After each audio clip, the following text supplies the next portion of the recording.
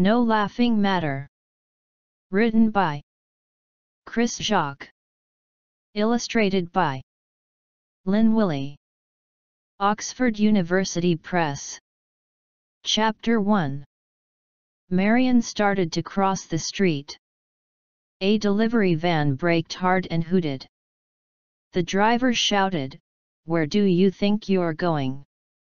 Then he realized that Marion was very old. "Are you all right, dear?" he called out to her. "Yes, fine thanks," she called back. "Lovely Sunday evening, isn't it? I'm just on my way to the shops." "Sunday evening? I thought it was Monday morning." And he drove off. Now where was I going? Oh dear, I think I'm in a muddle again. Especially after that van driver stopped to ask me the way. Marion was right about one thing. She was in a muddle. It was Monday morning, not Sunday evening. She wasn't going to the shops, she had forgotten where she was going. Marion had lost her memory. She was 90 years old. She was as merry as a bluebird, but she couldn't remember things. Her son Sidney, who lived with her, was worried about her. He often had to go out to look for her and bring her home again. This morning, Dottie came to her rescue. Dottie was Marion's neighbor. "Hello, Marion. I've come to bring you in for lunch." "Lunch? I haven't had breakfast yet." "Get into the car and we'll be home in minutes. It's Monday today and I always bring you lunch on Mondays." Dottie helped Marion into her car and together they went to Marion's house. "I've got lamb meatballs for you today with potatoes and eggplants." "What plants did you say?" said Marion. "Plants for lunch? How strange." That evening, Dottie said to Sidney, "I'm worried about your mother. I wish there was a magic memory medicine that we could give her." Sidney was a scientist. "I'm working on memory mixtures right now," he said. "I've got some ideas but I haven't developed the right mixture yet." Later, Sidney walked round his garden in the evening sun. The bees were still collecting pollen from the flowers of the fruit trees. He watched carefully. Some bees flew from the apple tree to the plum tree and then back again. Sidney paused to think. The trees needed bees to make fruit. The bees carried pollen on their hairy backs from the apple flowers to the plum flowers. Then they carried plum pollen from the plum flowers to the apple flowers. Now, he thought, can we do the same thing with the human brain? Can we move memories from one part of the brain to another part? We don't change the brain. We only help bits of information to move around the brain. So, I do need to develop a memory mixture after all. Tomorrow morning, I'll look at my notes again. Then he had another thought. Aha! I can give the mixture to Maisie and Banjo.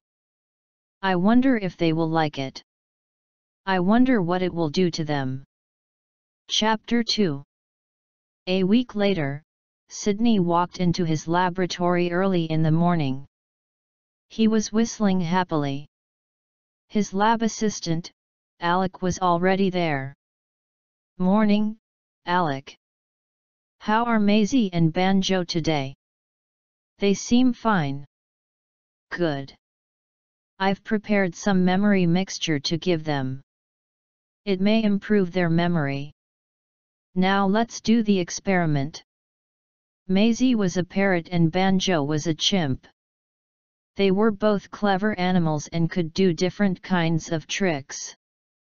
They lived in the laboratory, in large cages. First Sidney took a thin tube and poured 1 teaspoon of the new mixture down Maisie's throat. Maisie flapped her wings. "Yuck," she said. "Never again." Those were two of the phrases that she could say. Then Sydney mixed 2 teaspoons of the mixture with a banana, and gave it to Banjo. They waited half an hour. Then they gave Maisie and Banjo some memory tests. Banjo already knew some sign language signs for hungry and play a game. But today he couldn't remember any of them. Usually Maisie could say words like morning. But today she couldn't say a single word. Then a strange thing happened. Maisie hopped into the little hut where Banjo slept. And Banjo climbed up and sat on Maisie's perch. They had never done that before. Sydney was shocked. He wanted to invent a medicine to bring back memory. In fact, he had invented a mixture that took memories away.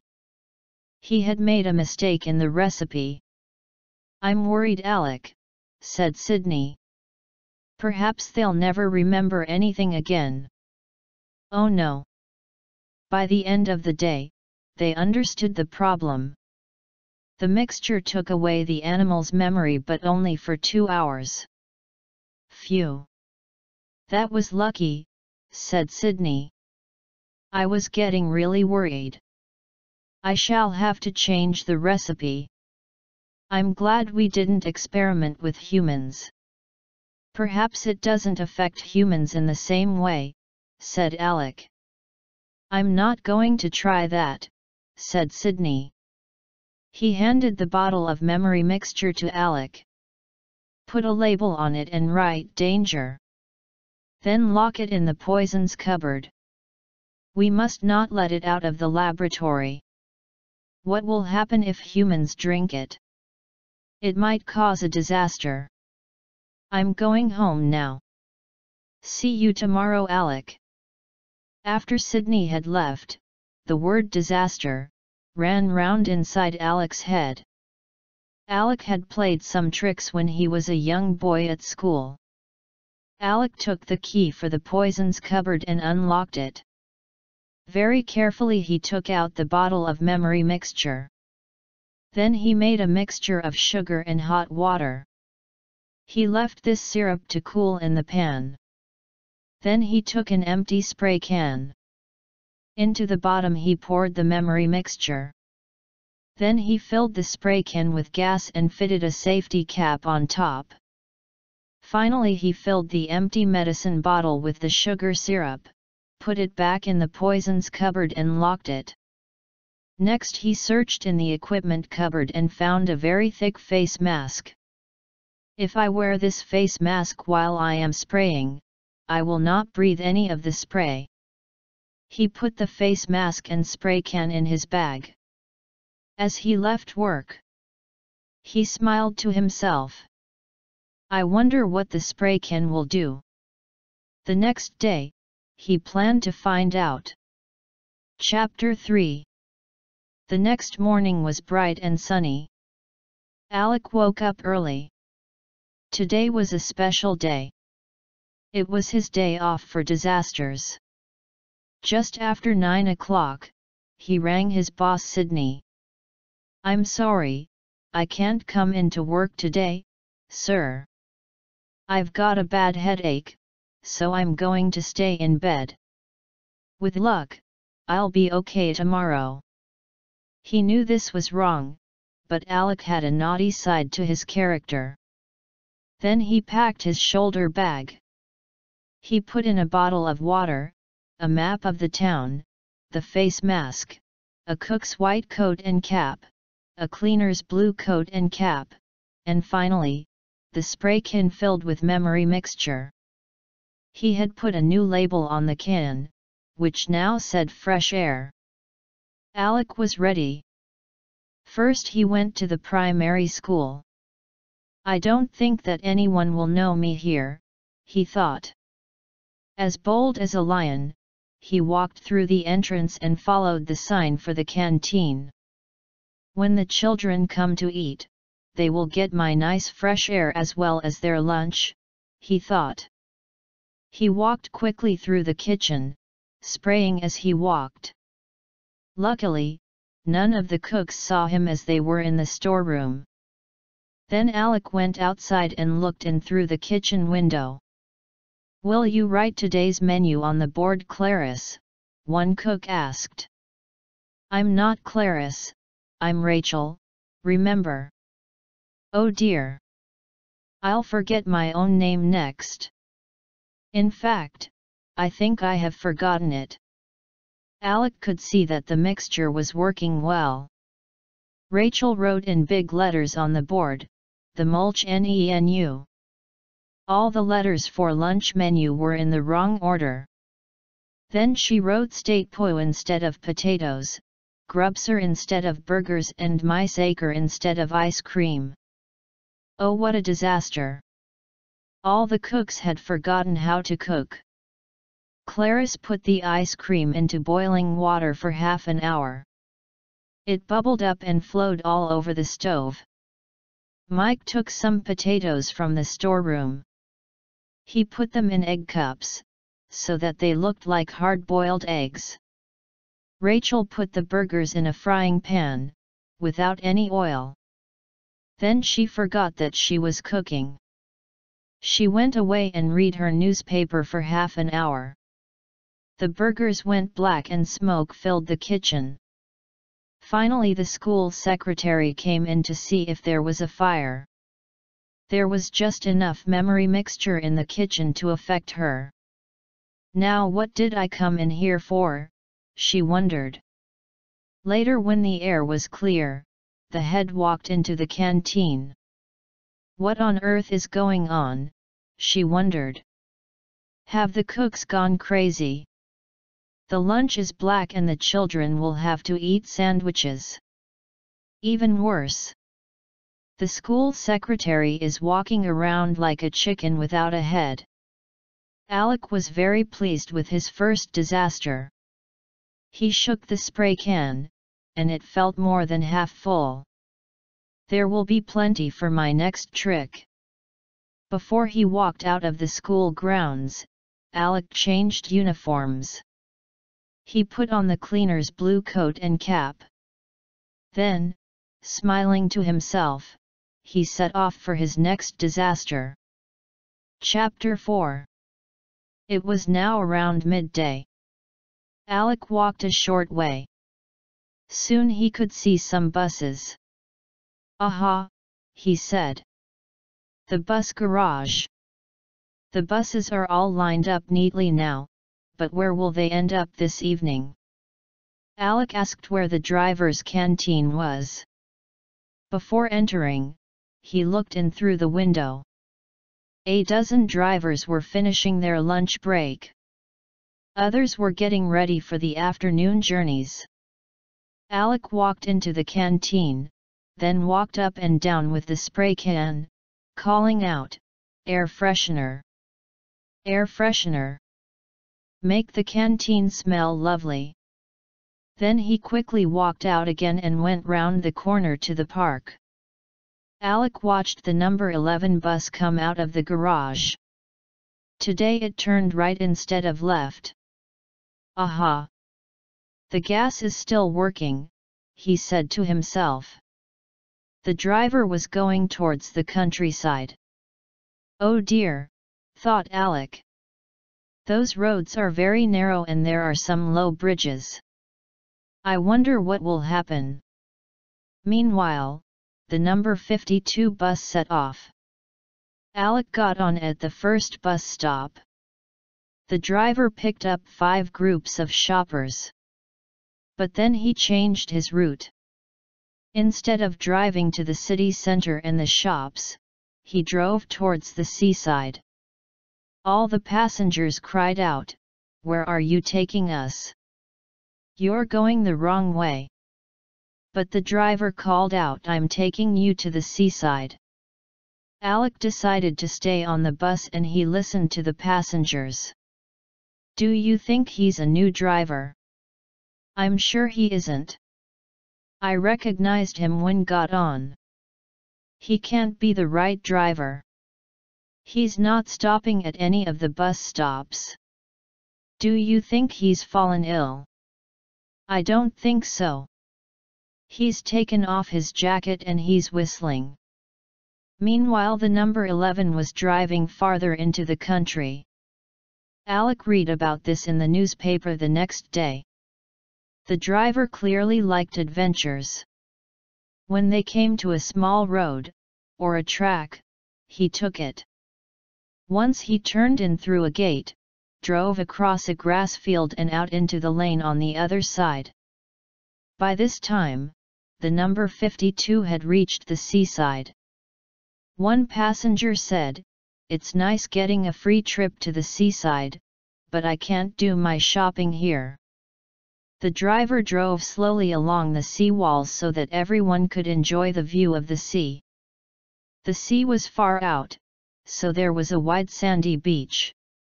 Then the driver drove down a short track and onto the sand.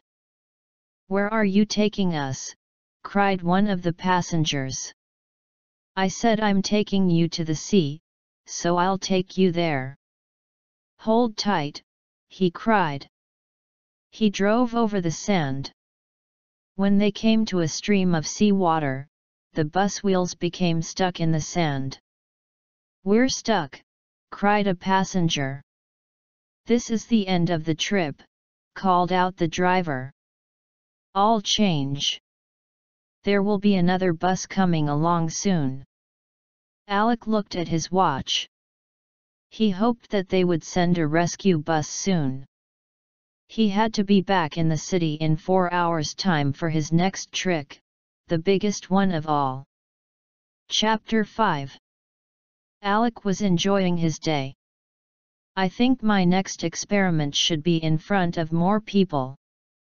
In other words, on TV, when lots of people are watching." It was about 8 o'clock in the evening that Alec walked into the TV studios. This time he was wearing his cleaner's blue coat. He looked like one of the studio engineers. People were getting ready for the 9 o'clock news broadcast. Next to the news studio was the weather forecast studio. The presenter was setting up her weather maps. "Aha," thought Alec. "Not just one show for the TV viewers, but 2. I'm sure they will remember tonight's broadcasts." 10 minutes before airtime, Alec walked into the news studio with his spray can. He did the same as usual. "Air freshener. Air freshener. Make the studio smell lovely." Then he walked into the weather forecast studio, and did the same thing there. Just as he was finishing, the spray can ran out of spray. "That was lucky," thought Alec. "I had just enough." At 9 o'clock, the newsreader started to read the TV news.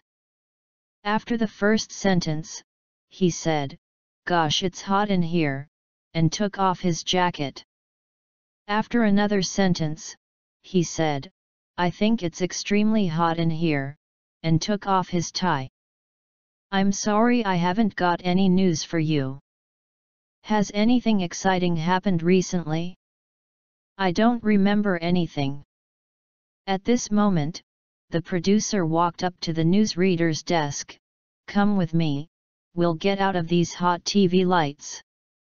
And an assistant producer sat down and started to read the news, correctly, from the beginning.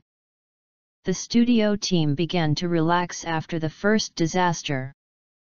But they didn't realize that disaster number 2 was about to happen. The news broadcast finished and the cameras turned to the weather forecaster. "Isn't it rather hot in here today?" said the forecaster as she took off her jacket. "Do you know this big island?" she said, pointing at a map of the British Isles. "I'm sorry, I can't remember its name. I can't remember what the weather was like today and I don't know what it's going to be like tomorrow. Do any of you know?" At this moment, the weather producer walked up to her and took her away from the cameras. At home, Marion and Sydney were watching the strangest TV that they had ever seen. "They didn't tell us very much this evening, did they?" said Marion. The camera was still pointing at the weather map, when an assistant with a face mask walked between the map and the camera. "That's Alec," shouted Sydney. "Alec who?" "Alec, my assistant. He's not ill. He's gone out and taken some of my memory mixture. I guess he put it in their tea or something like that."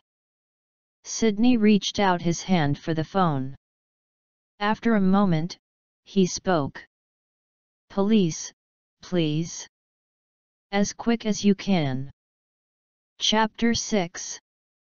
Inside the studios, people had lost their memories and were walking slowly around.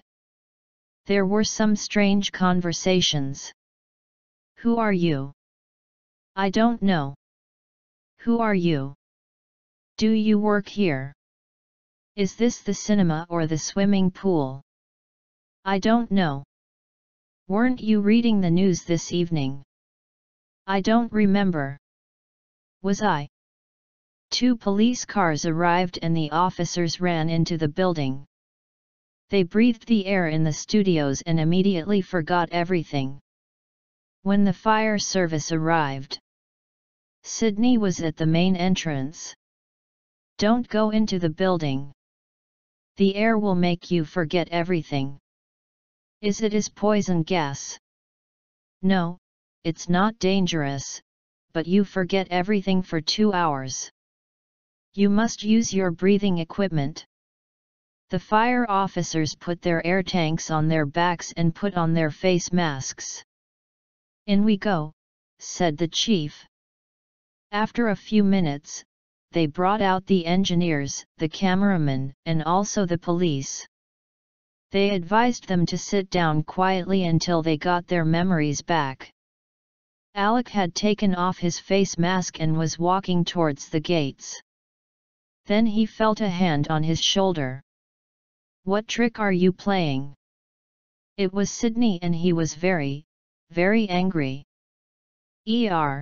"Ahem, I heard that there was an accident at the studios so I came to help." Alec smiled weakly. "Rubbish. Nonsense. I saw you inside the building, with a face mask. There is only one memory mixture in the world and you stole it." Ahem, maybe I had it on my hands, and I shook hands with somebody, so they. Listen. Tell me the truth, now. If you don't tell me, I will take you to the police and you will spend a very long time inside a very big building, as a prisoner. Alec knew that he had to be truthful. "I wanted to see if the mixture worked. So I went to the studio and sprayed it into the air. I was wearing a face mask, so I was safe." "You did what?" A man behind them had heard the conversation. "I'm the director of the TV company, and you have created a disaster area in my studios. I'm very sorry if it caused you any trouble," said Alec. "Trouble? You spoilt the news and you spoilt the weather forecast. Hundreds of people have phoned to see if we have gone crazy.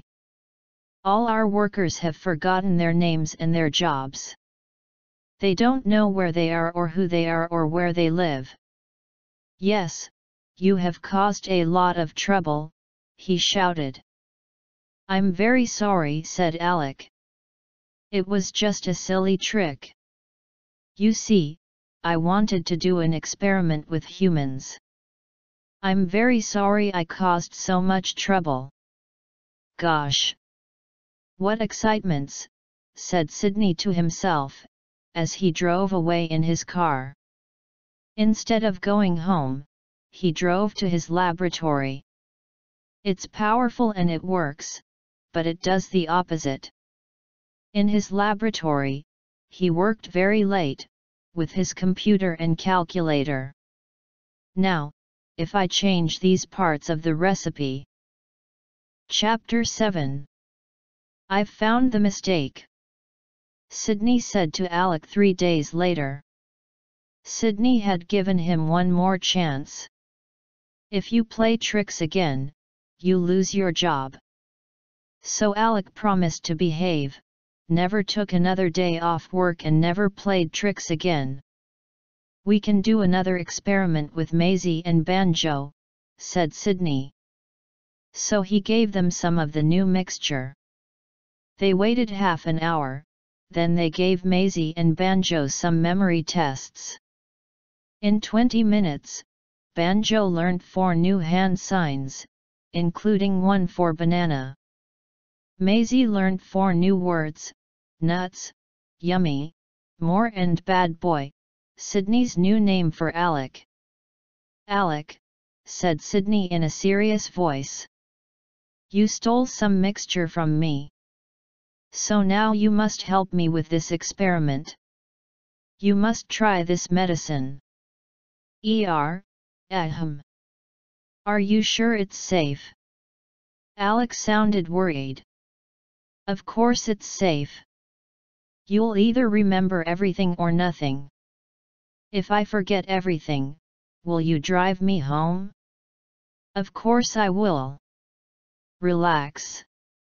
Alec drank 6 teaspoons of the mixture. And now we must wait for 10 minutes, said Sydney. After 10 minutes, he gave Alec the recipe for the memory mixture. It had 28 different things in it, including julep and turmeric. Learn this by heart. And then tell me when you know it. Alec came back into the office 2 minutes later. I know it, he said, with a big smile. That was quick. I read it once. Then I read it again, just to check. Now I can say it in the right order, or backwards, or with my eyes shut, or... Okay. It works. Everyone in the town soon heard about the new mixture. People asked for samples, just to help you with your experiments. The cooks learned the cookery books by heart so that they didn't have to look up the recipes.